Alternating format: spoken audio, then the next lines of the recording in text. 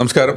ഇന്ന് നമ്മുടെ അടുത്ത പോഡ്കാസ്റ്റ് സീരീസാണ്. അപ്പോൾ ഇതിൽ പോഡ്കാസ്റ്റിൽ വന്നേക്കുന്നത് ഉഷ മേമാണ്. ഉഷ നായർ DSPയിൽ സീനിയർ വൈസ് പ്രസിഡൻ്റായിട്ട് വർക്ക് ചെയ്യുന്നു. ആൻഡ് നമുക്കിതിന് മുന്നേ ഡെറ്റ് മ്യൂച്വൽ ഫണ്ടുകളെ കുറിച്ച് ഒത്തിരി നമ്മൾ സീരീസ് ചെയ്തിട്ടുണ്ട്. അപ്പോൾ നമ്മുടെ ഓഡിയൻസ് തന്നെ ഒത്തിരി പറയാറുണ്ട് മാം എന്തുമാത്രം ആളുകൾക്ക് ഈ വീഡിയോ കണ്ടിട്ട് ഉപകാരമായി എന്നുള്ളത്. ഇവൻ നമ്മുടെ ആൾക്കാരൊക്കെ പലപ്പോഴും മ്യൂച്വൽ ഫണ്ട് എന്ന് പറഞ്ഞാൽ ഇക്വിറ്റി മാത്രമേ ഉള്ളൂ, റിസ്കി മാത്രമേ ഉള്ളൂ എന്നൊക്കെ പറഞ്ഞിട്ട് പേടിച്ചിരിക്കുന്ന ആൾക്കാരാണ്. അപ്പോൾ നമ്മുടെ ആ സീരീസിൽ ഉള്ള ഗുണം ഉണ്ടായിരുന്നു വെച്ചാൽ സേവിങ്സ് അക്കൗണ്ടിനും മ്യൂച്വൽ ഫണ്ട് ഉണ്ട്, അല്ലെങ്കിൽ FDക്കും മ്യൂച്വൽ ഫണ്ട് ഉണ്ട്. ഇനി അതല്ല, അതിനേക്കാൾ അപ്പുറത്തും നമുക്ക് കുറച്ചും കൂടി റിട്ടേൺ കിട്ടുന്ന തരത്തിലുള്ള മ്യൂച്വൽ ഫണ്ടുകൾ ഡെറ്റിൽ ഉണ്ടെന്നുള്ളത് മനസ്സിലാക്കാനായിട്ട് പറ്റി. അപ്പോൾ thank you so much for that. And ഇന്ന് എഗെയിൻ നമ്മുടെ പോഡ്കാസ്റ്റിലേക്ക് സമ്മതിച്ച് വന്നതിന് thank you. And I know you are in a busy schedule, പക്ഷേ ഇതൊരു ഡെഫിനറ്റ്ലി ഇത് നമ്മുടെ ഓഡിയൻസിന് ഭയങ്കര ഗുണം ചെയ്യും. നമ്മൾ ഇന്ന് സംസാരിക്കാനായിട്ട് ഉദ്ദേശിക്കണമെന്ന് വെച്ചാൽ നമുക്ക് ഒത്തിരി investment planning, financial planning, wealth management, even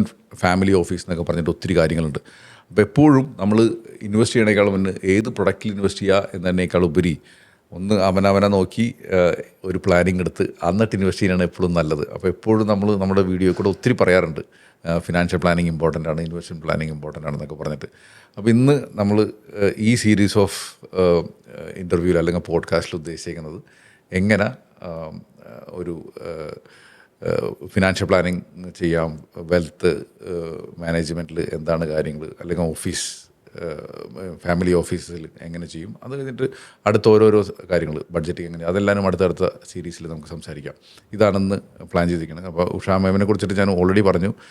DSPയിൽ senior vice പ്രസിഡൻ്റായിട്ട് വർക്ക് ചെയ്യുന്നു. 25 വർഷത്തിൽ കൂടുതൽ മ്യൂച്വൽ ഫണ്ട് ഇൻഡസ്ട്രിയിൽ എക്സ്പീരിയൻസ് ഉണ്ട്. ഒത്തിരി നമ്മുടെ മേജറായിട്ടുള്ള എല്ലാ AMCകളിലും സാന്നിധ്യം ഉണ്ടായിട്ട് എനിക്ക് തോന്നുന്നു എൻ്റെ ഇന്ത്യയിലത്തെ എല്ലാ സ്റ്റേറ്റിലും പോയിട്ട് ആളുകൾക്ക് ഇൻവെസ്റ്റർ എഡ്യൂക്കേഷൻ കൊടുത്തിട്ടുണ്ട്. അപ്പോൾ your experience definitely going to add lot of value to our people. So welcome ma'am. Thank you Nikhil. വളരെ സന്തോഷം വീണ്ടും ഇങ്ങനൊരു സീരീസ് പോഡ്കാസ്റ്റുമായിട്ട് വരാനായിട്ട്.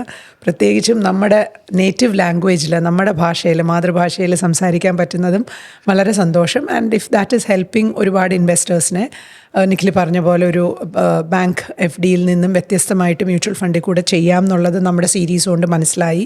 ഈ സീരീസിൽ കൂടെയും കുറേയും കൂടെ informations on financial planning, investment planning കിട്ടി നല്ല രീതിയിൽ ഇൻവെസ്റ്റ് ചെയ്യാൻ പറ്റുന്ന കൂടുതൽ ഇൻവെസ്റ്റേഴ്സ് നമുക്ക് ഉണ്ടാവട്ടെ. ആൻഡ് ഓരോരുത്തർക്കും ഇത് ബെനിഫിറ്റ് ഉള്ള കാര്യമാണ്. അപ്പോൾ അതുകൊണ്ടാണ് അതൊരു ലൈഫ് ചേഞ്ചിങ് ആണ് നമ്മളൊരു നല്ല ഇൻവെസ്റ്റ്മെൻറ്റ് ചെയ്യാൻ പറ്റുകയാണെങ്കിൽ. ആൻഡ് ഒരു നല്ലൊരു അഡ്വൈസറും കൂടെ ഉണ്ടെങ്കിൽ വളരെ നല്ലതാണ്. അതിൽ വളരെ വ്യത്യാസം വരും. ഞാൻ പേഴ്സണലി എക്സ്പീരിയൻസ് ചെയ്യുന്നതാണ്, കണ്ടിട്ടുള്ളതാണ്. ഒരുപാട് ക്ലയൻസ് അതിന് താങ്ക്ഫുൾ ആണ് അങ്ങനെ സീരീസ് ചെയ്യുന്നതും നമ്മളിതെല്ലാം മനസ്സിലാക്കി ചെയ്യുന്നതും. So very happy you are taking this initiative and I am equally happy ഈ സീരീസിൽ വീണ്ടും വരാൻ പറ്റിയതിൽ. സന്തോഷം. ഇപ്പോൾ എനിക്ക് നമ്മൾ ഇത് ഏത് ടോപ്പിക്കിനെ കുറിച്ച് പറയണമെന്ന് പറഞ്ഞപ്പോൾ തന്നെ ഞാൻ തന്നെ മാമിനോട് മൂന്നെണ്ണം പറഞ്ഞ്, എന്നിട്ട് ഇപ്പോൾ ഫൈനലി എനിക്ക് തോന്നിയത് ഇതാണ് കുറച്ചും കൂടി ഇമ്പോർട്ടൻ്റ് ആയിട്ടുള്ളൊരു ടോപ്പിക്ക്. കാരണം എനിക്ക് തോന്നുന്നു ഇൻവെസ്റ്റ് ചെയ്യണേക്കാളും മുന്നേ എപ്പോഴും നമ്മൾ ഇനി നമുക്ക് ഇക്വിറ്റിനെ പറ്റി പറയാം, അല്ലെങ്കിൽ ഇനി ഓൾട്ടർനേറ്റീവ് ഇൻവെസ്റ്റ്മെൻറ്റിനെ കുറിച്ച് പറയാം. പക്ഷേ ഇതിനെല്ലാത്തിനുപരി എങ്ങനെ തുടങ്ങണം എന്നുള്ളത് എനിക്ക് തോന്നുന്നു സ്റ്റാർട്ടിംഗ് പോയിന്റ് ഡെഫിനറ്റ്ലി ഈ പറഞ്ഞ ഫിനാൻഷ്യൽ പ്ലാനിങ്ങിലായിരിക്കും തുടങ്ങണത്. അപ്പോൾ എന്തായിരിക്കും ഇപ്പോൾ ഫിനാൻഷ്യൽ പ്ലാനിങ് എന്ന് പറഞ്ഞിട്ട് മാമിൻ്റെ ഒരു ഡെഫിനേഷൻ പറയണമെന്നുണ്ടെങ്കിൽ? ഞാൻ പറയുകയാണെങ്കിൽ നമ്മളെപ്പോഴും ഒരു എക്സാമ്പിൾ പറഞ്ഞ് തുടങ്ങാം.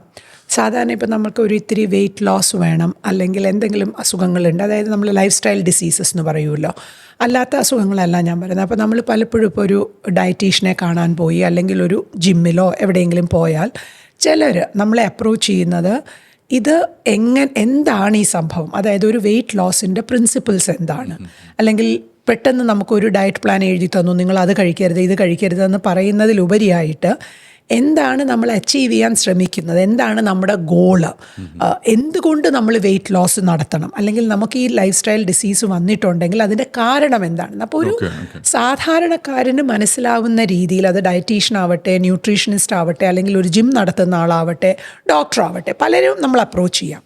ഇവർ പറഞ്ഞു തരികയാണെങ്കിൽ ഒരുമാതിരി സാമാന്യ ബുദ്ധിയുള്ള ഒരാൾക്ക് അത് മനസ്സിലാക്കാം.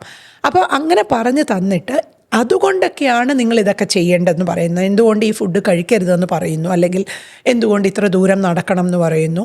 ആ ഒരു മനസ്സിലാക്കി ചെയ്യുന്നതും അല്ല നിങ്ങൾ ഇതൊക്കെ ചെയ്യൂ എന്ന് പറഞ്ഞ് ഒരു പേപ്പറിൽ എഴുതി തന്നു, അല്ലെങ്കിൽ ഒരു പ്രിൻ്റ് ഔട്ട് തരുന്നതും തമ്മിൽ വ്യത്യാസമുണ്ട്. അപ്പം നമുക്കത് ഉൾക്കൊണ്ട് നമ്മളത് മനസ്സിലാക്കി ചെയ്താൽ അതിൻ്റെ സക്സസ് വളരെ വ്യത്യാസമാവുന്നതാണ് പൊതുവെ നമുക്ക് ആലോചിച്ചാൽ മനസ്സിലാക്കാം. അത് തന്നെയാണ് ഫിനാൻഷ്യൽ പ്ലാനിംഗ് നമ്മൾ ഉദ്ദേശിക്കുന്നത്. എന്തിന് ഇൻവെസ്റ്റ് ചെയ്യണം, എന്തെല്ലാമാണ് നമുക്ക് ലൈഫിൽ ഒരു ഫിനാൻഷ്യൽ പ്ലാനിങ് കൊണ്ട്, അല്ലെങ്കിൽ എന്തിനൊക്കെ നമ്മൾ പൈസ ഇൻവെസ്റ്റ് ചെയ്യണം, എങ്ങനെ സേവ് ചെയ്യണം, ഇൻവെസ്റ്റ്മെൻറ്റും സേവിങ്സും തമ്മിൽ വ്യത്യാസമുണ്ടോ, നമുക്ക് എന്തൊക്കെ ആവശ്യങ്ങൾ നമ്മുടെ ജീവിതത്തിൽ വരാം, അതിൽ എല്ലാം ഉൾപ്പെടുന്നു. ജസ്റ്റ് ഇൻവെസ്റ്റ്മെൻറ്റ് മാത്രമല്ല, അതിൽ ഇൻഷുറൻസ് വരുന്നു, സക്സഷൻ പ്ലാനിങ് വരുന്നു, ടാക്സ് പ്ലാനിങ് വരുന്നു. അതിൽ പല പല ഘടകങ്ങളുണ്ട്. ആ ഓരോ ഘടകവും ഉൾക്കൊള്ളിച്ചു കൊണ്ടുള്ള ഒരു വലിയൊരു എന്താ പറയണ്ടേ, ഒരു എൻറ്റിറ്റി അല്ലെങ്കിൽ ഒരു കോൺസെപ്റ്റാണ് ഫിനാൻഷ്യൽ പ്ലാനിംഗ് എന്ന് പറയുന്നത്. അത് എത്ര പൈസയുള്ള ആൾക്കാണെങ്കിലും വളരെ തുടക്കക്കാരനാണെങ്കിലും ഫിനാൻഷ്യൽ പ്ലാനിംഗ് എന്ന് പറയുന്നത് ഒരു ഹോളിസ്റ്റിക് ഇതാണ്, ഒരു ഫിലോസഫീന്നോ അല്ലെങ്കിൽ ഒരു നമ്മൾ പറയില്ലേ ഇപ്പോൾ ഭഗവത്ഗീതയുടെ ഒരു ശ്ലോകം അല്ലെങ്കിൽ ഒരു ഖുറാനോ ബൈബിളോ വായിച്ചാൽ അതിൽ ചില കാര്യങ്ങൾ വായിച്ച് മനസ്സിലാക്കിയാൽ തന്നെ ഇതിൻ്റെ സാരം നമുക്ക് മനസ്സിലാക്കാം എന്ന് പറയും. അതുപോലെയാണ് ഫിനാൻഷ്യൽ പ്ലാനിങ്. അത് എല്ലാവർക്കും ഏത് സാഹചര്യത്തിലും ഉതകുന്ന ഒരു കോൺസെപ്റ്റാണ് ഫിനാൻഷ്യൽ പ്ലാനിങ്. ഓക്കെ. ഇപ്പോൾ ഫിനാൻഷ്യൽ പ്ലാനിങ് നമുക്ക് ചെയ്യുമ്പോൾ നമ്മൾ ഓഫീസിലൊക്കെ ചെയ്യുമ്പോൾ എനിക്ക് പല ടൈപ്പ് ഓഫ് ക്ലയൻസ് വന്ന് പറഞ്ഞിട്ടുണ്ട്. ഇപ്പോൾ ഇവൻ ഫസ്റ്റത്തെ പറയണമെന്നുണ്ടെങ്കിൽ വളരെ പോസിറ്റീവായിട്ട് പറയാം. പോസിറ്റീവായിട്ടുണ്ടെങ്കിൽ ചില ആൾക്കാർ ഫിനാൻഷ്യൽ പ്ലാനിങ് കഴിയുമ്പോൾ ആദ്യം നമ്മളൊരു ഡാറ്റ ഷീറ്റൊക്കെ കൊടുക്കുമല്ലോ. അത് കഴിയുമ്പോൾ ചിലവർ പറയും ഇതങ്ങോട്ട് ഫില്ല് ചെയ്ത് വന്നപ്പോഴേക്കും എനിക്ക് കരച്ചിൽ വന്നു. അപ്പോൾ അവർ പകുതി നമ്മുടെ പണി അവിടെ കഴിഞ്ഞു. കാരണം അവർ തന്നെ പ്രിപ്പയർഡായി, this is something serious for me എന്നുള്ളതിനെ കുറിച്ചിട്ട് മനസ്സിലായി. അപ്പോൾ അങ്ങനെ വന്നിട്ട് ചെയ്യുന്ന ആൾക്കാരുണ്ട്. പക്ഷേ ചില ആൾക്കാർ വന്നിട്ട് പറയും ഓക്കെ ഇതൊരു എക്സൽ ഷീറ്റിലെ വർക്ക് മാത്രമാണ്, ഇത് എനിക്ക് ചെയ്യാവുന്ന കാര്യമുള്ളൂ, എന്താണ് ഇതിലുള്ളതെന്ന്. പക്ഷേ ചിലപ്പോൾ നമുക്ക് ആ ഇതിൽ പലവരുടെയും വിചാരം എന്ന് വെച്ചാൽ ഓക്കെ ഇതിൽ എന്നോട് ഏത് പ്രൊഡക്റ്റിൽ അല്ലെങ്കിൽ മൾട്ടി ബാഗേഴ്സ് ഒന്നും പറഞ്ഞില്ല. കാരണം നമ്മുടെ ഒരു മൈൻഡ് സെറ്റിൻ്റെ ഒരു വിഷയമുണ്ടല്ലോ. നമുക്ക് വേണ്ട വെച്ചാൽ ഇത് കിട്ടിയിട്ട് എനിക്ക് ആ പ്രൊഡക്റ്റ് പറയും, ആ മ്യൂച്വൽ ഫണ്ട് പറ. ഇപ്പം എനിക്കിപ്പോൾ ചിലയിടത്ത് 15% കിട്ടുള്ളൂ, എനിക്ക് 30% കിട്ടുന്നത് പറഞ്ഞായോ. അപ്പോൾ ആ ഒരു ആറ്റിറ്റ്യൂഡിലും വരുന്നുണ്ട്. അപ്പോൾ ശരിക്കും നമ്മൾ ആ ഒരു ഫിനാൻഷ്യൽ പ്ലാനിൽ വരുമ്പോൾ നമുക്ക് എന്തായിരിക്കും ഒരു ലൈക്ക്ലി എക്സ്പെക്റ്റേഷൻ അവർക്ക് കിട്ടാവുന്നതെന്ന് ഒന്ന് പറഞ്ഞാൽ നന്നായിരിക്കും. അപ്പം നിഖിൽ ഒരു പ്ലാനറാണല്ലോ, നിഖിലിനറിയാം, ഒരുപാട് കൊല്ലങ്ങളായിട്ട് ക്ലയൻസിനെ കണ്ടിട്ടുണ്ട്. നമ്മൾ ശരിക്കും പറഞ്ഞാൽ ഇതിപ്പോൾ ഒരു വേർഡ് കേട്ടു അല്ലെങ്കിൽ ഇങ്ങനെ ഇപ്പോൾ ഈ സീരീസ് കണ്ടിട്ട് ആരെങ്കിലും ചോദിക്കാൻ വരികയാണെങ്കിൽ പലർക്കും അതിൻ്റെ ഘടകങ്ങൾ എന്താണെന്ന് അറിയില്ലായിരിക്കാം. അതിൽ തെറ്റൊന്നുമില്ല, അത് അറിയുന്ന ഒരാളായിരിക്കില്ല നമ്മുടെ ക്ലയൻറ്റ് ഒരിക്കലും. പക്ഷേ അത് ആദ്യം തന്നെ അങ്ങനെ നമ്മൾ ആരെങ്കിലും അപ്രോച്ച് ചെയ്യുകയാണെങ്കിൽ അത് മനസ്സിലാക്കാനുള്ള ഒരു മെൻറ്റാലിറ്റി വേണം, ഒരു ഓപ്പൺ മൈൻഡോട് കൂടി നമ്മൾ ചെല്ലുക. അപ്പോൾ അതുകൊണ്ടാണ് ഞാൻ ആദ്യം പറഞ്ഞ എക്സാമ്പിൾ തന്നെ പറയാം. ഒരു ഹെൽത്ത് ഇതിന് പോവുകയാണെങ്കിൽ ഞാൻ ഇത്തിരി ഓവർ വെയിറ്റ് ആണ്, എനിക്ക് വെയിറ്റ് കുറയ്ക്കണം. നേരെ ചെന്ന് ഡോക്ടറോടോ അല്ലെങ്കിൽ ന്യൂട്രീഷ്യനിസ്റ്റിനോടോ ജിമ്മിലോ പറയുകയാണ് എനിക്ക് 30 കിലോ വെയിറ്റ് കുറയ്ക്കണം. അതാണ് നിഖിൽ പറഞ്ഞ മൾട്ടി ബാഗറിൻ്റെ എക്സാമ്പിൾ എന്ന് പറയാനായിട്ട്. അപ്പോൾ അത് ചിലർ പറയുമായിരിക്കാം ഞാൻ കുറച്ച് തരാം. നമ്മൾ പലപ്പോഴും കാണുന്നുണ്ട്, ഇൻസ്റ്റയിലും യൂട്യൂബിലും ഒക്കെ നമ്മൾ കാണുന്നുണ്ട് ഒരു ആഴ്ചയ്ക്കുള്ളിൽ ഇത്ര വെയിറ്റ് കുറയ്ക്കുക. പക്ഷെ അതിനെപ്പറ്റി അറിയുന്ന ഒരാൾക്ക് അറിയാം ഈ പറയുന്നതൊന്നും അല്ല, ശാശ്വതമല്ല എന്നുള്ളത്. നല്ലൊരു ഡയറ്റീഷ്യൻ്റെ അടുത്ത് നമ്മൾ പോയാൽ അവർ പറയും ഇതൊരു ലൈഫ് സ്റ്റൈൽ ചേഞ്ചാണ് നിങ്ങൾ കൊണ്ടുവരേണ്ടത്, ഇതൊരു ലോങ് ടേം പ്രോസസ്സാണ്, for ever kind of thing ആണ്. എക്സാക്ട്ലി, അത് ഫോർ എവർ എന്നുള്ള വാക്ക് തന്നെയാണ് നമ്മൾ അതിനെ ഉപയോഗിക്കേണ്ടത്. അപ്പോൾ അതുപോലെ തന്നെയാണ് ഫിനാൻഷ്യൽ പ്ലാനിങ്ങും. ഇത് ഫോർ എവർ ആണ്. എനിക്ക് 60 വയസ്സായാലും 30 വയസ്സായാലും ഒരു പക്ഷേ 80 വയസ്സായാലും ഇനി ഞാൻ ലൈഫിലൊന്നും സമ്പാദിക്കാൻ പോകുന്നില്ല അല്ലെങ്കിൽ എൻ്റെ ലൈഫിൻ്റെ ഓൾമോസ്റ്റ് ഫാഗ് എൻഡിൽ എത്തിയാൽ പോലും എനിക്കതിന് ആവശ്യമുണ്ട്. അതിൻ്റെ ഘടകങ്ങൾ മാറുന്നു ആ സമയത്തെന്നുള്ളതേ ഉള്ളൂ. അപ്പോൾ ഒരു എക്സ്പെക്റ്റേഷൻ നമ്മുടെ അടുത്ത് വരുന്ന ഒരു ക്ലയൻറ്റ് വെക്കേണ്ടത് ഇതൊരു കോൺസെപ്റ്റാണ്, ഇതൊരു ഫോർ എവർ കോൺസെപ്റ്റാണ്, എനിക്ക് ഇന്നുതകുന്ന രീതിയിൽ ഞാനിത് തുടങ്ങും ആൻഡ് ഇറ്റ് കണ്ടിന്യൂസ്ലി ചേഞ്ചസ്. നമ്മളൊരു നദി ഒഴുകിക്കൊണ്ടിരിക്കുകയാണെന്ന് പറയുന്ന പോലെ ഇത് ഒഴുകിക്കൊണ്ടിരിക്കുകയാണ് എന്ന് പറഞ്ഞുകൊണ്ട് അത് ഒരെണ്ണം നാളെ ഒരെണ്ണം എന്നുള്ളതല്ല. പല പല ലൈഫിൻ്റെ സ്റ്റേജസ് വരുമ്പോൾ ഇതിൻ്റെ ഒരു കണ്ടിന്യൂഷനിൽ നമ്മൾ മാറിക്കൊണ്ടിരിക്കും. അതാണ് ഒരു കറക്റ്റ് ഫിനാൻഷ്യൽ പ്ലാനിങ്, അതാണ് ക്ലയൻറ്റിന് വേണ്ടതും. ആൻഡ് ഇതൊരു സയൻസാണ്. ഇത് ശരിക്കും നമ്മളിപ്പോൾ ഒരു മാത്സോ ഫിസിക്സോ അല്ലെങ്കിൽ ഒരു മെഡിസിനോ പഠിക്കുന്ന പോലെ ഇതിൽ ഒരുപാട് ആസ്പെക്ട്സ് ഉണ്ട്. ഇത് പഠിച്ച് ക്വാളിഫൈഡ് ആയി ഇതിൽ റൂളും വകുപ്പും എല്ലാം മനസ്സിലാക്കിയിട്ടാണ് ആൾക്കാർ ഇത് ചെയ്യുന്നത്. അല്ലാതെ വെറുതെ ഞാനൊരു സുപ്രഭാതത്തിൽ ഒരു പ്ലാനർ ആവുന്നതല്ല.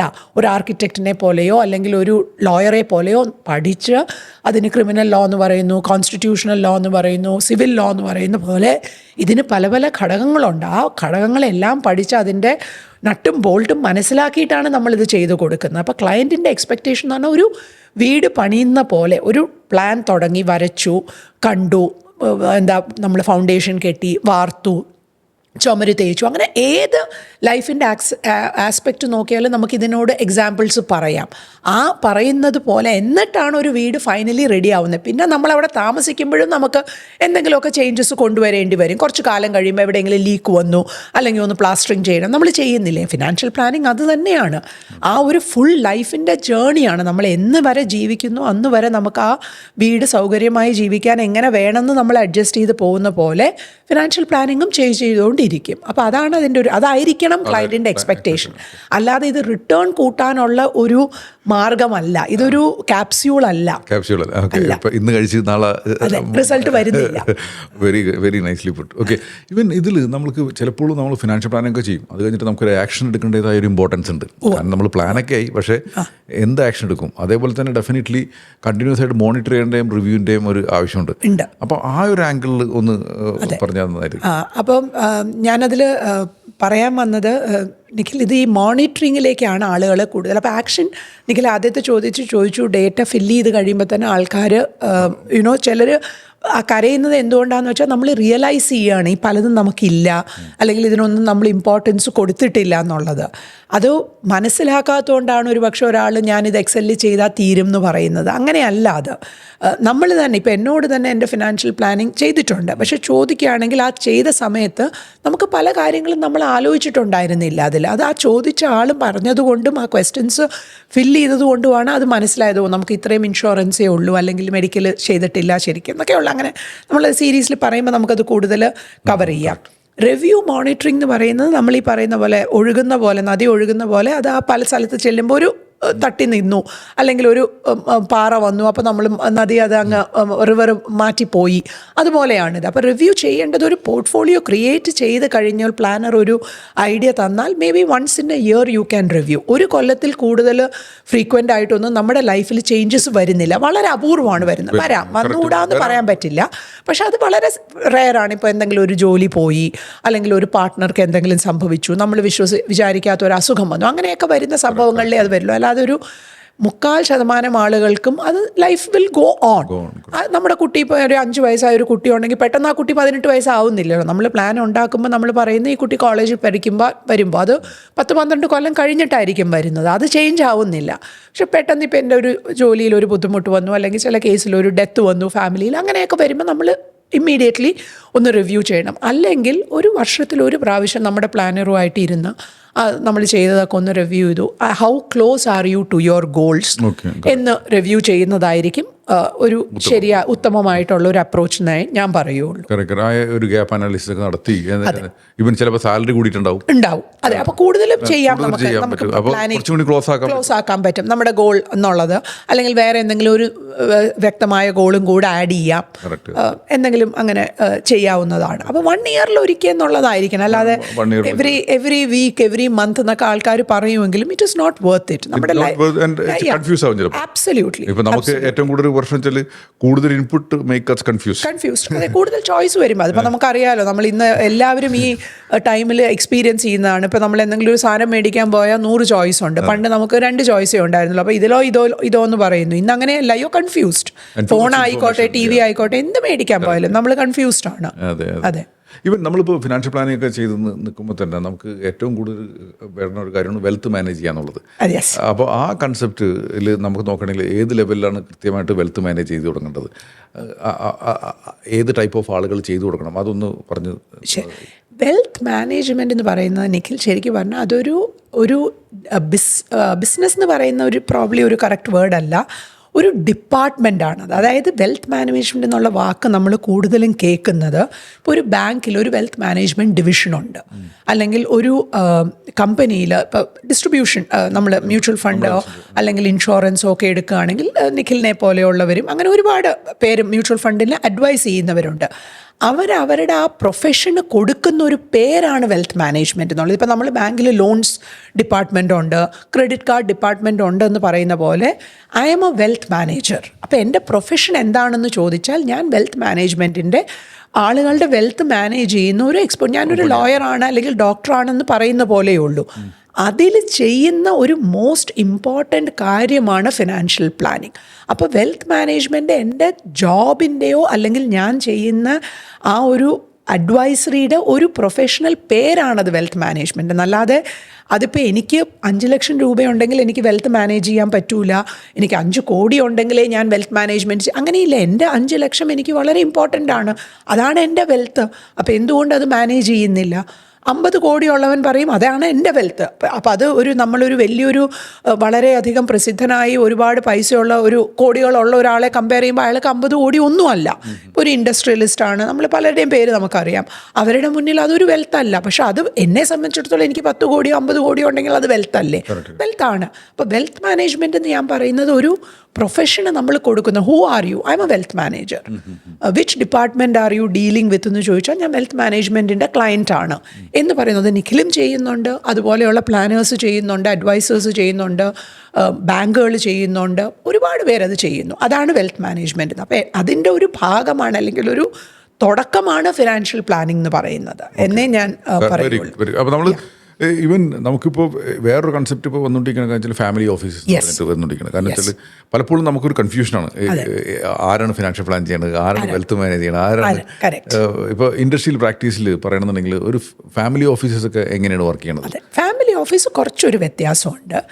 ഇപ്പോൾ യൂഷ്വലി ഫാമിലി ഓഫീസ് സത്യം പറഞ്ഞാൽ അതിനൊരു ചെറിയൊരു സ്റ്റോറി എന്നല്ല, അതിനൊരു കാരണമുണ്ട്. ഇത് ഇൻ്റർനാഷണലി ഒരു ഡെവലപ്ഡ് മാർക്കറ്റ്, ഇപ്പോൾ നമ്മൾ US, യൂറോപ്പ് അങ്ങനെയുള്ള കൺട്രീസ് എടുക്കുകയാണെങ്കിൽ അവിടെ പലയിടത്തും ഇതും വന്നിട്ടുണ്ട്. പക്ഷേ ഇത് വളരെ ഒരുപാട് കൊല്ലങ്ങൾ, അതായത് 300 കൊല്ലം 400 കൊല്ലമായിട്ടൊന്നും വന്നൊരു കോൺസെപ്റ്റ് അല്ല. ഈ ഒരു നൂറ്റാണ്ടിൽ, അതായത് 21-ാം നൂറ്റാണ്ടിലും 20-ാം നൂറ്റാണ്ടിലും നമ്മൾ കണ്ടൊരു കോൺസെപ്റ്റാണ്. അതിനൊരു കാരണം എന്താണെന്ന് വെച്ചാൽ ആ ഒരു കാലഘട്ടത്തിൽ ഒരു ഇൻഡസ്ട്രിയൽ റെവല്യൂഷനൊക്കെ വന്ന് പൈസയൊക്കെ പലരും ഉണ്ടാക്കിയ ഒരു കാലഘട്ടം, അതായത് വിചാരിക്കുന്നതിലും അതീതമായിട്ട് വെൽത്ത് ക്രിയേറ്റ് ചെയ്തു. കമ്പനീസ് ലിസ്റ്റഡായി, അല്ലെങ്കിൽ കമ്പനി വിറ്റു, അങ്ങനെ സ്റ്റോക്ക് മാർക്കറ്റിൽ കൂടിയോ ബിസിനസ് ചെയ്തോ ഒരുപാട് പൈസ വന്ന പല ഫാമിലീസും ഉണ്ട്. ഒട്ടുമിക്ക ഫാമിലീസിലും ഒരാളുടെ തുടക്കത്തിലായിരിക്കും ആരെങ്കിലും ഒരു ഐഡിയ വന്നു, അത് തുടങ്ങി, അത് ക്ലിക്കായി, അങ്ങനെ പൈസ ഉണ്ടാക്കിയതായിരിക്കും. ഇപ്പോൾ നമ്മൾ ഏതൊരു ആളുടെ കഥ വായിച്ചാലും നമുക്കതറിയാം. ഇപ്പോൾ എത്രയോ ഇന്ത്യയിലുള്ള പ്രമുഖരുടെ കഥ വായിച്ചാലും വെളിയിലുള്ളവരുടെ കഥ വായിച്ചാലും നമുക്കറിയാം, ഒന്നും ഉണ്ടായിരുന്നില്ല, പക്ഷെ ഒരു ബിസിനസ് ഐഡിയ ഉണ്ടായിരുന്നു, ആ സംരംഭം തുടങ്ങി, അത് വലുതായി അതങ്ങ് പടർന്ന് പന്തലിച്ചു എന്നുള്ളതാണ് നമ്മൾ പറയുന്നത്. അപ്പോൾ ഇവർ വെൽത്ത് ഉണ്ടാക്കുന്നുണ്ട്. ഈ വെൽത്ത് പല കേസിലും നമ്മൾ കണ്ടിട്ടുള്ളത്, അത് ഡോക്യുമെൻറ്റഡ് ആണത്, ഞാൻ പറയുന്നത് മാത്രമല്ല, നമ്മൾ വായിക്കുകയാണെങ്കിൽ നമുക്ക് മനസ്സിലാവാം. ഒരു 2ാമത്തെയോ 3ാമത്തെയോ ജനറേഷൻ വരുമ്പോൾ അത് തീർന്നു പോവുകയാണ്. അത് നമുക്കും നാട്ടിൽ ചൊല്ലുണ്ട്, 90 കൊല്ലമൊക്കെയാണ് വെൽത്ത്. എൻ്റെ ഒരു കൊളീഗ് എന്നോട് പറഞ്ഞു തന്നതാണിത്, 90 കൊല്ലമൊക്കെയാണ് വെൽത്ത് ലാസ്റ്റ് ചെയ്യുന്നതെന്നൊരു എക്സാമ്പിൾ നമ്മൾ പറയുന്നു. വെളിയിലും ഇത് കാണുന്നുണ്ട്, 3rd ജനറേഷൻ ആകുമ്പോഴത്തേക്കും പലരുടെയും വെൽത്ത് തീരുന്നു എന്നുള്ളത്. അപ്പോൾ ഇത് മനസ്സിലാക്കി കഴിഞ്ഞപ്പോൾ ആളുകൾ പറയാൻ തുടങ്ങി, ഓക്കെ, ഞാൻ ഇന്ന് എൻ്റെ ജീവിതത്തിൽ നമ്മൾ പറയില്ലേ, ചോര നീരാക്കി ഒരു പ്രസ്ഥാനം ബിൽഡ് ചെയ്തു, അത് ഞാൻ ശാശ്വതനല്ല. അപ്പോൾ അത് എൻ്റെ കുട്ടികളോ അല്ലെങ്കിൽ അടുത്ത ജനറേഷനോ അത് കൊടുത്തു കഴിഞ്ഞാൽ അവരത് നശിപ്പിക്കാതിരിക്കണം. എനിക്കുള്ള അത്രയും ഒരു കഴിവ് അവർക്ക് ഉണ്ടാവണം എന്ന് തീർച്ചയില്ല, മിക്കവാറും കാണാൻ വഴിയില്ല. കാരണം അങ്ങനെ എല്ലാവർക്കും ഉണ്ടായിരുന്നെങ്കിൽ ലോകം എവിടെയൊക്കെ എത്തിയേനെ, അല്ലേ? അപ്പോൾ എപ്പോഴും കുറച്ച് പേർക്കാണ് അങ്ങനെ ഒരു ഐഡിയകളും വരുന്നത്, പ്രസ്ഥാനങ്ങൾ ചെയ്യുന്നത്. അപ്പോൾ അവർ പറയുന്നത്, ഇത് പലരുടെ എക്സാമ്പിൾ കണ്ട സ്ഥിതിക്ക് നമ്മൾ ഒരു ട്രസ്റ്റ് പോലെ ഒന്നുണ്ടാക്കി അതിൽ കണ്ടീഷൻസ് വെക്കും. ഇത്രയും രൂപ ഈ ഡിവിഡൻഡ് വരും, അല്ലെങ്കിൽ ഇൻകം വരും നമ്മുടെ വെൽത്തിൽ, കുട്ടികൾക്ക് കൊടുക്കാം, അതിന് വിരോധമില്ല. പക്ഷെ അതിനെ നല്ല രീതിയിൽ പ്രൊട്ടക്റ്റ് ചെയ്ത് നിങ്ങളുടെ ആവശ്യങ്ങൾക്ക് എടുത്തിട്ട് ബാക്കി ഇന്നതിലൊക്കെ നമുക്ക് ഇൻവെസ്റ്റ് ചെയ്യാൻ പറ്റുള്ളൂ. എന്തിലെങ്കിലും കൊണ്ട് കൂടുതൽ റിസ്ക് ഉള്ള ബിസിനസ്സിൽ ഇറക്കാൻ പറ്റില്ല. ഒരു മകനോ മകൾക്കോ ഇത്ര ഇൻകം ഈ ട്രസ്റ്റിൽ നിന്ന് കൊടുക്കാം. അവൻ്റേതായ ജോലി ചെയ്ത് വേറെ ബിസിനസ് ചെയ്ത് സമ്പാദിക്കുന്നുണ്ടെങ്കിൽ നല്ല കാര്യം. ഇല്ലെങ്കിൽ ഇതിനെ അടിച്ച് കളയാൻ പാടില്ല എന്നുള്ള ഒരു കോൺസെപ്റ്റ് പലർക്കും വന്നതിൽ നിന്നാണ് ഈ ഫാമിലി ഓഫീസ് എന്നുള്ളൊരു കോൺസെപ്റ്റ് ഉത്ഭവിച്ചത്. അത് ആദ്യം ഒബ്വിയസ്ലി വെസ്റ്റേൺ മാർക്കറ്റ്സിലായിരുന്നു കൂടുതൽ പോപ്പുലർ, ബിക്കോസ് അവിടെയാണ് നമ്മൾ കൂടുതൽ ബില്യനേഴ്സ് എന്നൊക്കെ പറഞ്ഞ് നമ്മൾ കാണുന്നത്. പക്ഷേ ഇന്ന് ഇന്ത്യയിലും അത് വളരെയധികം ഉണ്ട്. ഇന്നിപ്പോൾ ഒരു ചെറിയൊരു സ്റ്റാർട്ടപ്പ് പോലും ചിലപ്പോൾ ഒരു 10 കൊല്ലോ 5 കൊല്ലോ കഴിയുമ്പോൾ 2 കുട്ടികൾ തുടങ്ങിയത് 100 കോടിക്കും 50 കോടിക്കും വിൽക്കുന്ന നമ്മൾ ഒരുപാട് പേപ്പറിൽ വായിക്കുന്നുണ്ട്. It's very common. അല്ലെങ്കിൽ ഒരു ചെറിയ ഐഡിയയിൽ തുടങ്ങിയത് നമ്മളത് ലിസ്റ്റ് ചെയ്ത് ഒരു വലിയൊരു 3000 കോടി 4000 കോടി മാർക്കറ്റ് ക്യാപ്പുള്ള ഒരു കമ്പനിയായി മാറുന്നു. അപ്പോൾ 30-40 വയസ്സിൽ പെട്ടെന്ന് എൻ്റെ കയ്യിൽ ഇത്രയും പൈസ വരുമ്പോൾ ഒന്ന് എനിക്ക് തന്നെ എന്താ ചെയ്യേണ്ടതെന്ന് അറിയില്ല, ഞാനിതൊന്നും ആൻറ്റിസിപ്പേറ്റ് ചെയ്തിട്ടില്ല. ഇനി അഥവാ ആൻറ്റിസിപ്പേറ്റ് ചെയ്ത് എനിക്കത് കൈകാര്യം ചെയ്യാൻ അറിയാമെങ്കിൽ പോലും അടുത്ത ജനറേഷൻ അതിനൊരു വാല്യൂ ഇല്ല എന്നുള്ളത് നമ്മൾ പൊതുവെ പറയുന്ന ഒരു തത്വമാണ്. അപ്പോൾ അത് കൺട്രോൾ ചെയ്യാൻ വേണ്ടി ഒരു ട്രസ്റ്റ് മാതിരി ഉണ്ടാക്കുന്നതാണ് ഈ ഫാമിലി ഓഫീസ്. അതിൽ ഇപ്പോൾ ഒരു പ്ലാനറെ വെക്കും നമ്മൾ, അല്ലെങ്കിൽ ഒരു അഡ്വൈസറെ അതിൽ വെക്കും. അവർക്ക് നമുക്ക് ട്രസ്റ്റുള്ള ഒരാളെ നമ്മൾ വെക്കും. 1-2 ഇമ്പോർട്ടൻ്റ് നമ്മുടെ ഫാമിലിയിൽ നമ്മളുമായിട്ട് അസോസിയേറ്റ് ചെയ്തിട്ടുള്ളവരെ ഗൈഡിങ് ഫോഴ്സസ് ആയിട്ട് അതിൽ വെക്കും. എന്നിട്ട് ആ ട്രസ്റ്റിൻ്റെ ബൈലോസിൽ നമ്മൾ എഴുതുകയാണ്, ഇന്നതെല്ലാം ഈ പൈസ കൊണ്ട് ചെയ്യാം, ഇത്ര രൂപ ഈ ട്രസ്റ്റിൻ്റെ ഇൻകം വരുന്നതിൽ ചാരിറ്റിക്ക് കൊടുക്കാം, അല്ലെങ്കിൽ ഇത്ര ഈ മകന് കൊടുക്കാം, മകൾക്ക് കൊടുക്കാം, ഇന്ന ബിസിനസ്സിൽ ഇവർക്ക് ഇൻവെസ്റ്റ് ചെയ്യാം, ഇന്ന തരത്തിലുള്ള സ്കീമുകളിൽ ഇവർക്ക് ഇൻവെസ്റ്റ് ചെയ്യാൻ പാടുള്ളൂ, ഇതിന് ഇന്ന ആവശ്യങ്ങൾക്കേ പൈസ എടുക്കാൻ പാടുള്ളൂ. അങ്ങനെയൊക്കെ കണ്ടീഷൻസ് പറഞ്ഞ് ആ വെൽത്ത് ക്രിയേറ്റ് ചെയ്തത് അടുത്ത തലമുറകൾ 1, 2, 10 തലമുറ അത് കളയാതെ നല്ല രീതിയിൽ കൊണ്ടുപോകാനും അതിൽ നിന്ന് കൂടുതൽ റവന്യൂ ജനറേറ്റ് ചെയ്ത് കുടുംബം പിന്നെയും അത് നന്നായി കൊണ്ടുപോകാനുള്ളൊരു കോൺസെപ്റ്റാണ് ഫാമിലി ഓഫീസ് എന്ന് പറയുന്നത്. പക്ഷെ അത് പൊതുവേ ഒരു ഒട്ടുമുക്ക ആൾക്കാർക്കും അത് വരുന്നില്ല. കാരണം നമ്മളാരും അങ്ങനെ വെൽത്ത് ക്രിയേറ്റ് ചെയ്യുന്ന ഒരു ആളുകളല്ല. അതുള്ളവർക്കാണ് അത് യൂസ്ഫുൾ ആയിട്ടുള്ളത്. ഒരു സാധാരണ ഒരു നോർമൽ ഒരു ഡബിൾ ഇൻകം ഉള്ള ഒരു ഫാമിലി, ഇപ്പം നമ്മൾ നിക്കിലൊക്കെ ഡീൽ ചെയ്യുന്ന ക്ലയൻസ് ആ ലീഗിൽ വരുന്നില്ല. ഇനി അഥവാ 1-2 പേര് അങ്ങനെ വരുന്നുണ്ടെങ്കിൽ അവർക്കിത് ഫോം ചെയ്യാം. അതിന് ബാങ്കുകളും ലീഗൽ ഫേംസും ട്രസ്റ്റ് ഫോം ചെയ്ത് അതിനൊരു കോൺസെപ്റ്റ് ഉണ്ട്, അത് ചെയ്യണം. എന്നിട്ട് ആ പൈസ നല്ല രീതിയിൽ മാനേജ് ചെയ്യുക എന്നുള്ളതാണ് ഫാമിലി ഓഫീസ് എന്നുള്ളതിൻ്റെ concept. Okay okay, it's good. ഇപ്പോൾ ശരിക്കും പറഞ്ഞാൽ ഇപ്പോൾ നമുക്ക് തന്നെ കാണാവുന്ന ഒരു എക്സാമ്പിൾ പറയുന്നതിൽ ചിലപ്പോൾ ഒരു നല്ലൊരു എൻ്റർപ്രീനർ അല്ലെങ്കിൽ നല്ലൊരു പുതിയതായിട്ട് പൈസ ഉണ്ടാക്കിയ ആൾ ചിലപ്പോൾ ഒരു ഹംബിൾ ഫാമിലി വന്നാളായിരിക്കും. പക്ഷെ അയാളുടെ മക്കള് ചിലപ്പോൾ പക്ഷേ ഹംബിൾ ഫാമിലി തന്നെ വന്നേക്കണ് ഈ അച്ഛൻ്റെ മോനായിട്ടാണ് വരുന്നത്. പിന്നല്ലേ, തീർച്ചയായിട്ടും. അപ്പോൾ നമ്മൾ പറയൂല്ലോ മറ്റേ എന്താണ്, ബിൽഗേറ്റ്സ് ഫാർമറിന്റെ മോനാണ്, ബിൽഗേറ്റ്സിന്റെ മക്കള് ബിൽഗേറ്റ്സിന്റെ മക്കളാണ്. അത് എത്രയോ എക്സാമ്പിൾ നമ്മൾ കേൾക്കുന്നു. അവരെ സത്യം പറഞ്ഞാൽ ഇവൻ ചിലപ്പോൾ ഈ മക്കൾക്ക് ഇവരുടെ ലെഗസി കണ്ടിന്യൂ ചെയ്യാൻ പറ്റുന്നില്ല. അല്ലെങ്കിൽ ചിലപ്പോൾ ബിൽഗേറ്റ്സ് അല്ലെങ്കിൽ ഇത്രയും വലിയ പണക്കാർ ഏറ്റെടുക്കുന്ന ചാരിറ്റി ആക്ടിവിറ്റികൾ ഫണ്ട് ചെയ്യാൻ പോലും ഇവരുടെ ബിസിനസ് ചെയ്യുന്ന ഉണ്ടാക്കാനുള്ള കഴിവിലുണ്ടായി പോകും. അതെ, തീർച്ചയായിട്ടും. അപ്പോൾ അങ്ങനെ ഇവൻ ഇത്രയും വലുത് വേണ്ട. ഇപ്പോൾ നമുക്ക് വേണമെങ്കിൽ ഒരു 50-100 കോടി ടേൺ ഓവർ അല്ലെങ്കിൽ ലാഭമുള്ള കമ്പനികളെ നോക്കുകയാണെങ്കിൽ പോലും അവർ നെക്സ്റ്റ് ജനറേഷൻ ചിലപ്പോൾ ഇത് മാനേജ് ചെയ്യാൻ പറ്റുന്നില്ല. അപ്പോൾ ഇവൻ ഈ എൻ്റർപ്രീനേഴ്സ് തന്നെ ഇത്തരം കാര്യങ്ങളൊക്കെ ചെയ്തു വെക്കുകയാണെങ്കിൽ ചിലപ്പോൾ കുടുംബം ബാങ്ക്രപ്റ്റായി പോണതൊക്കെ അടുത്ത തലമുറയിൽ അവോയ്ഡ് ചെയ്യാൻ പറ്റും. തീർച്ചയായിട്ടും പറ്റും. നമ്മൾ ഒരുപാട് അങ്ങനെ അതിനെപ്പറ്റി സ്റ്റഡീസ് ഉണ്ട്, ബുക്കുകൾ എഴുതിയിട്ടുണ്ട്. ഇപ്പം നമ്മളെങ്ങനെ സംസാരിക്കുമ്പോൾ എക്സാമ്പിൾസ് പറയുന്നു, പക്ഷേ ഇത് ഡോക്യുമെൻ്റഡ് ആണ്. ഞാൻ ഇപ്പോൾ 1-2 ഈവൻ നമുക്ക് ശരിക്കും എക്സാമ്പിൾ നോക്കണമെന്നുണ്ടെങ്കിൽ ടാറ്റാ ബിർലാസ് ഓഫ് ഫാമിലി, അല്ലെങ്കിൽ ഇവൻ നമ്മുടെ ഇവിടുത്തെ ട്രിവാൻഡ്രം കൊട്ടാരങ്ങൾക്കില്ലേ, അവരൊക്കെ തലമുറകളായിട്ട് കാശുകാരല്ലേ. അതിൻ്റെ ഒരു കാരണം അവർക്ക് ഇങ്ങനത്തെ കുറച്ച് പ്രിൻസിപ്പിൾസ് ഉണ്ടാവണതിൻ്റെ പേരായിരിക്കും. അത് ചിലപ്പോൾ പലപ്പോഴും പുതിയ തലമുറയിലുള്ള ആളുകൾക്ക് ചിലപ്പോൾ ഒരു 10 കൊല്ലം കൊണ്ടായിരിക്കും പണക്കാരനാവുന്നത്. അത് കഴിഞ്ഞിട്ട് അവർക്ക് തന്നെ ചിലപ്പോൾ ഒരു ട്രാൻസിഷൻ ഉണ്ട്. അവർ ലോ ഇൻകം ഉണ്ടായ ടൈമിലും പുതിയ ഇൻകം ഉണ്ടായ ടൈമിൽ they are leading a 2 different lifestyle. Personality also they have to change. അപ്പോൾ വെരി ട്രൂ. ആൻഡ് എപ്പോഴും നമ്മൾ പറയുന്ന വേറൊരു കാര്യം, ഇങ്ങനെയുള്ള ഒരുപാട് കാര്യങ്ങൾ കാണും. നമ്മൾ ആദ്യം തുടങ്ങുമ്പോൾ വിചാരിക്കും ഒരു പൈസ ഉണ്ടാക്കുന്നതാണ് ഏറ്റവും ബുദ്ധിമുട്ടുള്ള കാര്യം. പക്ഷെ അതല്ല ബുദ്ധിമുട്ടുള്ള കാര്യം. ഒരു സ്റ്റേറ്റ്മെൻറ്റ് പലപ്പോഴും ഇപ്പോൾ പറയുന്നത് making money is easier, preserving money is more difficult എന്നാണ് പറയുന്നത്. കാരണം അത് കളയാനുള്ള അവസരങ്ങൾ കൂടുകയാണ്. കയ്യിൽ പൈസ വന്നു കഴിയുമ്പോഴാണ് നമുക്ക് ടെംപ്റ്റേഷൻ വരുന്നതും അത് ചെയ്യാം ഇത് ചെയ്യാം. കയ്യിൽ പൈസ ഇല്ലെങ്കിൽ പിന്നെ ഒന്നും ചെയ്യാൻ ആലോചിക്കാൻ പറ്റില്ലല്ലോ. പൈസ ഇല്ലയെന്ന് പറഞ്ഞാൽ നമ്മൾ തിരിഞ്ഞു നോക്കാതെ അങ്ങ് പോവുകയാണ് ചെയ്യുന്നത്. പക്ഷേ എൻ്റെ ബാങ്ക് അക്കൗണ്ടിൽ പൈസ ഉണ്ടെന്ന് വരുമ്പോഴാണ് എനിക്ക് അത് മേടിക്കണോ ഇത് മേടിക്കണോ, അല്ലെങ്കിൽ ആ ബിസിനസ്സിൽ ഇൻവെസ്റ്റ് ചെയ്യണോ ആ സ്റ്റോക്ക് മേടിക്കണോ എന്നുള്ള തോന്നൽ വരുന്നത്. ഇല്ലാത്ത കാലത്ത് അങ്ങനെ ഒരു ചോയ്സേ വരുന്നില്ല.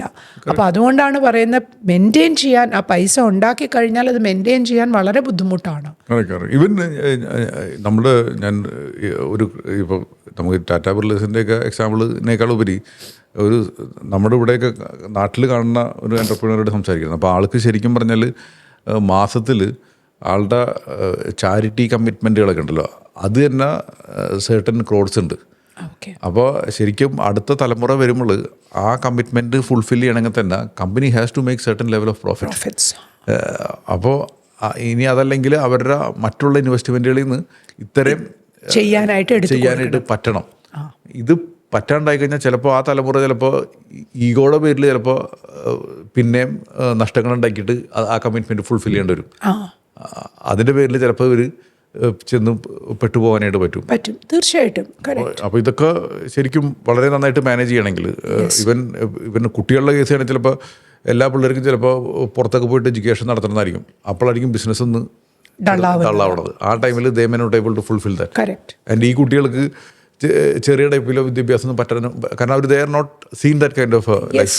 തീർച്ചയായിട്ടും. അപ്പോൾ ഇതൊക്കെ ഒരു ശരിയാണ്, ഭയങ്കര ഒരു ഇമ്പോർട്ടൻ്റ് ആണ്, വളരെ ഇമ്പോർട്ടൻ്റ് ആണ് അത്. അതെ, എനിക്ക് തോന്നുന്നു ഇന്ന് ഇപ്പോൾ നമ്മുടെ ഈ സീരീസിൽ നമ്മൾ സംസാരിച്ച ഫിനാൻഷ്യൽ പ്ലാനിങ് എന്താണെന്ന് പറഞ്ഞു, അതേമാതിരി വെൽത്ത് മാനേജ്മെൻറ്റിൽ എന്താണ് കാണുക, അതേമാതിരി ഫാമിലി ഓഫീസ്, ആൻഡ് എസ്പെഷ്യലി നമ്മൾ ഈ വീഡിയോയിൽ കണ്ടിരിക്കുന്ന ആൾക്കാരായാലും ചിലവർക്കൊക്കെ ചിലപ്പോൾ they can really start thinking about family office, അല്ലെങ്കിൽ ചെറിയ ട്രസ്റ്റ് ചെയ്തിട്ട് they can start preserving more. Yes. Like you said, നമ്മൾ പൈസ ഉണ്ടാക്കാൻ ചിലപ്പോൾ ഇവൻ നല്ല ഡോക്ടേഴ്സ് തന്നെ they may be really good at money making. Yes. പക്ഷേ മാനേജ് ചെയ്യണമെന്നും പ്രിസർവ് ചെയ്യണം ചിലപ്പോൾ അവർ ആലോചിച്ചിട്ട് പോലും ഉണ്ടാവില്ല. പിന്നെ ഒരു കാര്യം നിഖിൽ, ഇതിലെന്താണോ, ആസ് എ പേരൻറ്റ് നമ്മളെപ്പോഴും, ഞാൻ പറയുന്ന സാധാരണ നമ്മളെപ്പോഴും നമ്മുടെ വെൽത്ത് നമ്മുടെ കുട്ടികൾക്ക് കൈമാറുന്നു എന്നുള്ളതാണ്. എപ്പോഴും നമുക്കൊരു അണവെയറാണ് നമ്മുടെ കുട്ടികളുടെ സ്കില്ലിനെ പറ്റി. കാരണം നമ്മുടെ ആ പേരൻ്റൽ ലവ് എപ്പോഴും ആ കുട്ടികളുടെ ഒരു സ്കില്ലിനെ പറ്റിയോ അല്ലെങ്കിൽ കുട്ടികൾക്ക് മണിയോടുള്ള ഒരു അപ്രോച്ചിനെ പറ്റി മനസ്സിലാക്കാനുള്ള ഒരു എഫേർട്ട് നമ്മൾ എടുക്കുന്നില്ല. അപ്പോൾ പലപ്പോഴും പേരൻസോ അല്ലെങ്കിൽ ഒരു ഫാമിലി ചെയ്യുന്നത് സെക്കൻഡ് ജനറേഷനോ തേർഡ് ജനറേഷനോ അതിനെ നല്ല രീതിയിൽ തന്നെ കൊണ്ടുപോയിക്കോളും എന്നുള്ളൊരു വിശ്വാസമാണ്. പക്ഷെ അതായിക്കൊള്ളണമെന്നില്ല. അത് ഞാൻ പേഴ്സണലായിട്ട് ഇത്രയും കൊല്ലം ഈ ഫീൽഡിലുണ്ടായതുകൊണ്ട് പലയിടത്തും കണ്ടിട്ടുണ്ട്. അവർക്കത് മനസ്സിലായിക്കൊള്ളുന്നില്ല, അല്ലെങ്കിൽ ആ ഒരു സ്കില്ല് ഒന്ന് അവരുണ്ടാക്കിയ പൈസയല്ല ഇത്. അപ്പോൾ അതുകൊണ്ട് തന്നെ അതിനോട് പിന്നെ പലപ്പോഴും പുതിയ ഐഡിയാസ് വരും. നമുക്ക് ഇതിലും എപ്പോഴും ഒരു നല്ലൊരു വലിയൊരു ഫേമസ് ഫാദറോ മദറോ ആണെങ്കിൽ അവരുമായിട്ടൊരു കമ്പാരിസൺ എക്കാലത്തും ഉണ്ടായിക്കൊള്ളും. അത് പലപ്പോഴും കുട്ടികൾക്കോ അല്ലെങ്കിൽ ആ സെക്കൻഡ് ജനറേഷൻ അത് അത്ര എൻജോയബിൾ ആയിട്ടുള്ളൊരു ഫാക്ടർ ആയിരിക്കില്ല. അപ്പോൾ കുറച്ചൊരു അതിൻ്റേതായ മെൻ്റൽ ചാലഞ്ചസും ഈ ജനറേഷൻസിനൊക്കെ വരും. അപ്പോൾ ഇതെല്ലാം ആദ്യത്തെ ജനറേഷനിലുള്ളവർ കുറച്ചും കൂടി മനസ്സിലാക്കി നല്ല രീതിയിൽ ചെയ്താൽ ഫാമിലി കോൺഫ്ലിക്ട്സ് അവോയ്ഡ് ചെയ്യാം.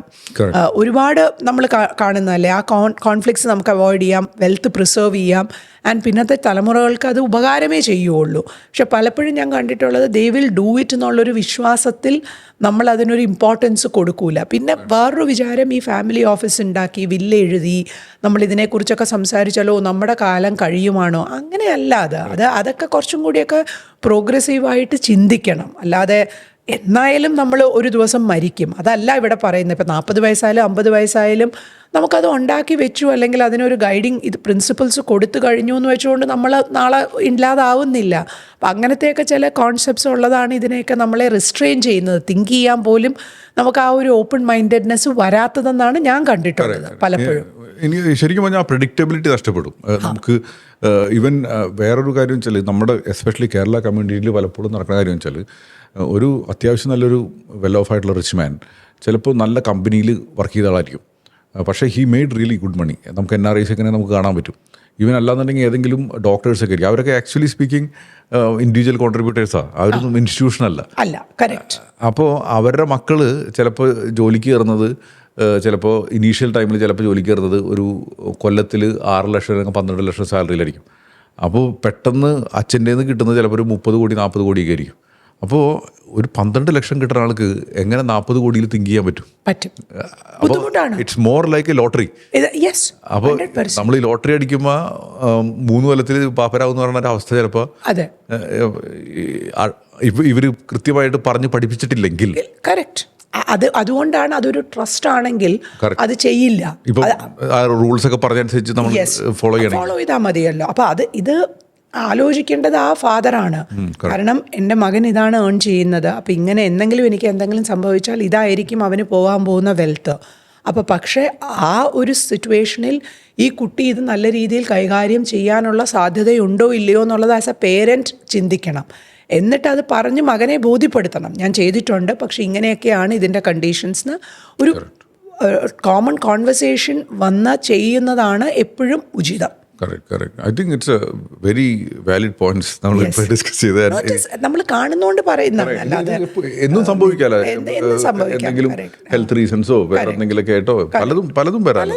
വരാം, തീർച്ചയായിട്ടും വരാം. ഡെഫിനറ്റ്ലി ഇതൊക്കെ എല്ലാവർക്കും തിങ്ക് ചെയ്യാനും കറക്റ്റായിട്ട് പ്ലാൻ ചെയ്യാനും പറ്റട്ടെ എന്ന് നമുക്ക് ആശ്വസിക്കുക. അതേപോലെ തന്നെ നമുക്ക് ഇന്നത്തെ ഇപ്പോൾ ജസ്റ്റ് ഈ ഇതിൽ എപ്പിസോഡിൽ പറയാനുള്ളത്, നമ്മൾ പ്ലാനിങ്ങിനെ പറ്റി കൃത്യമായിട്ട് പറഞ്ഞു, വെൽത്ത് മാനേജ്മെൻറ്റിനെ കുറിച്ച്, ഫാമിലി പ്ലാനിങ്ങിനെ കുറിച്ച്, ഫാമിലി ഓഫീസിനെ കുറിച്ചൊക്കെ കൃത്യമായിട്ട് പറഞ്ഞു. നമുക്കിനി ഡെഫിനറ്റ്ലി ഓരോ സ്റ്റേജിലും ഡെഫിനറ്റ്ലി മന്ത്ലി സാലറി ആളുകൾ ബഡ്ജറ്റ് ചെയ്യണം, എമർജൻസി ഫണ്ട് ഉണ്ടാക്കണം, ഇൻഷുറൻസ്. അപ്പോൾ അടുത്ത എപ്പിസോഡിൽ നമുക്ക് അടുത്തായിട്ട് സംസാരിക്കാം. അപ്പോൾ താങ്ക് യു നിഖിൽ. താങ്ക്സ്. അപ്പോൾ അടുത്തായിട്ട് കാണാം. Thank you. തീർച്ചയായിട്ടും.